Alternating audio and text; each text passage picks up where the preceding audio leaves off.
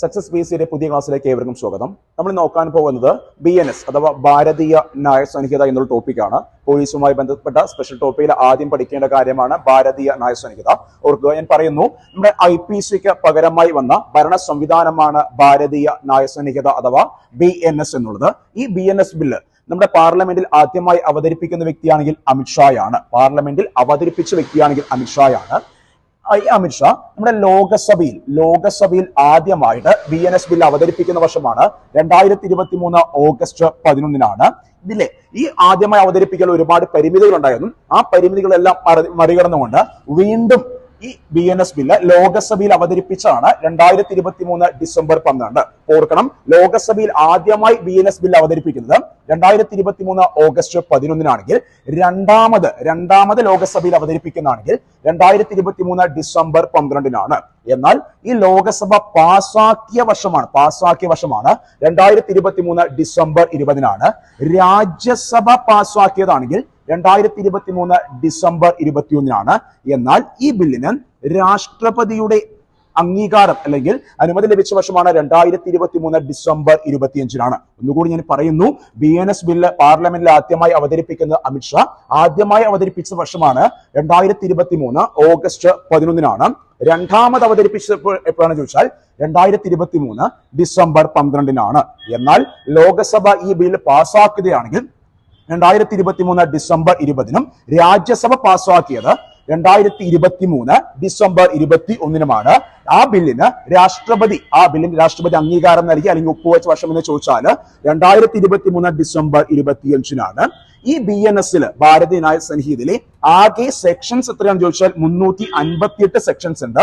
ആകെ ചാപ്റ്റേഴ്സ് ആണെങ്കിൽ 20 ചാപ്റ്റേഴ്സ്. അപ്പോൾ ആകെ സെക്ഷൻസ് ആണെങ്കിൽ 358 ആകെ ചാപ്റ്റേഴ്സ് ആണെങ്കിൽ 20. അപ്പൊ ഭാരതീയ ന്യായ സംഹിത എന്ന വിഷയത്തിലെ ആകെ സെക്ഷൻസ് ചോദിച്ചാൽ 358 ആകെ ചാപ്റ്റേഴ്സ് ആണെങ്കിൽ 20. ഇനി ഓർക്കുക, ഈ സെക്ഷൻസിനെ നമ്മൾ 8 ക്ലാസിഫിക്കേഷൻ ആക്കി പഠിക്കേണ്ടതുണ്ട്. അതിൽ ഒന്നാമത്തെ ക്ലാസിഫിക്കേഷൻ തരംതിരിവാണ് ഡെഫിനിഷൻ ആൻഡ് ജനറൽ എക്സ്പ്ലനേഷൻ എന്നുള്ള മേഖല. നമ്മൾക്ക് പഠിക്കേണ്ടത് 358 സെക്ഷൻസിലെ 8 ഭാഗങ്ങളെ തരംതിരിച്ചാണ് പഠിക്കേണ്ടത്. അതിൽ ഒന്നാമത്തെ തരംതിരിവാണ് ഞാൻ പറയുന്നത് ഡെഫിനിഷൻ ആൻഡ് ജനറൽ എക്സ്പ്ലനേഷൻ എന്നുള്ളൊരു മേഖലയുണ്ട്.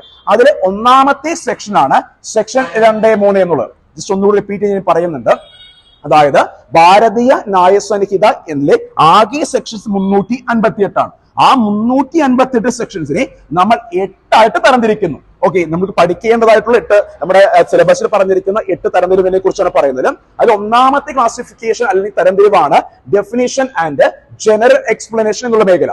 അതിൽ ഒന്നാമത്തെ സെക്ഷൻ നമുക്ക് പഠിക്കേണ്ട ഒന്നാമത്തെ സെക്ഷനാണ് 2(3) എന്നുള്ളത്. അത് എന്തിനെ കുറിച്ച് പരാമർശിക്കുന്നു? കുട്ടി അല്ലെങ്കിൽ ചൈൽഡ് എന്നതിനെ കുറിച്ച് പരാമർശിക്കുന്നു. ഓക്കെ, സെക്ഷൻ 2(3) പരാമർശിക്കുന്നു, കുട്ടിയെ കുറിച്ച് പരാമർശിക്കുന്നു. ആരാണ് കുട്ടി എന്ന് വെച്ചാല് 18 വയസ്സിന് താഴെയുള്ള ഏതൊരു വ്യക്തി നമുക്ക് എന്ത് പറയാം? കുട്ടി എന്ന് പറയാം. ഓക്കെ, ഒന്നുകൂടി പറയുന്നു, സെക്ഷൻ 2(3) എന്നുള്ളത് കുട്ടി എന്നതിനെ കുറിച്ച് പരാമർശിക്കുന്നു.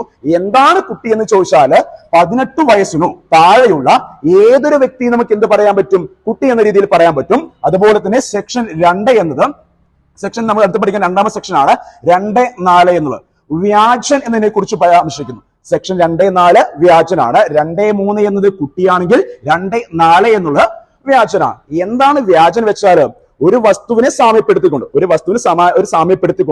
ആ സാമ്യം ഉപയോഗിച്ചുകൊണ്ട് തട്ടിപ്പ് നടത്തുക അല്ലെങ്കിൽ വഞ്ചന നടത്തുന്ന വ്യക്തിയെ നമ്മൾക്ക് വ്യാജൻ എന്ന് പറയാം. ഓർക്കുക, ഒരു വസ്തുവിനെ സാമ്യപ്പെടുത്തിക്കൊണ്ട് ആ സാമ്യം ഉപയോഗിച്ചുകൊണ്ട് വഞ്ചന നടത്തുന്ന വ്യക്തിയാണ് ആരെന്ന് പറയുന്നത്? വ്യാജൻ. ഒന്നുകൂടി റിപ്പീറ്റ് ചെയ്ത് പറയുന്നു, സെക്ഷൻ 2(3) കുട്ടി, 18 വയസ്സിന് താഴെയുള്ള ഏതൊരു വ്യക്തിയും എന്താണ്? കുട്ടി എന്ന ഗണത്തിൽ ഉൾപ്പെടുത്തുന്നു.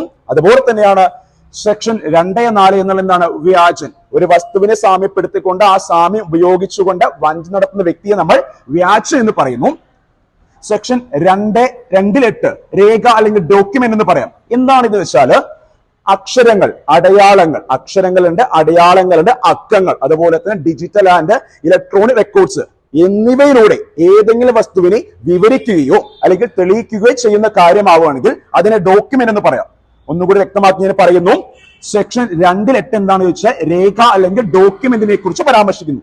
എന്താണ് ഡോക്യുമെന്റ് അല്ലെങ്കിൽ രേഖ എന്ന് വെച്ചാൽ, അതായത് അക്ഷരങ്ങൾ, അക്കങ്ങൾ, അടയാളങ്ങൾ, ഇലക്ട്രോണിക് അല്ലെങ്കിൽ ഡിജിറ്റൽ റെക്കോർഡ്സ് എന്നിവയിലൂടെ ഏതെങ്കിലും ഒരു വസ്തുവിനെ തെളിയിക്കുകയോ അല്ലെങ്കിൽ വിവരിക്കുകയോ ചെയ്യുന്ന ഏതൊരു കാര്യത്തെ നമുക്ക് എന്ത് പറയാം, ഡോക്യുമെന്റ് അഥവാ രേഖ എന്ന് നമുക്ക് പറയാൻ പറ്റും. ഓക്കെ.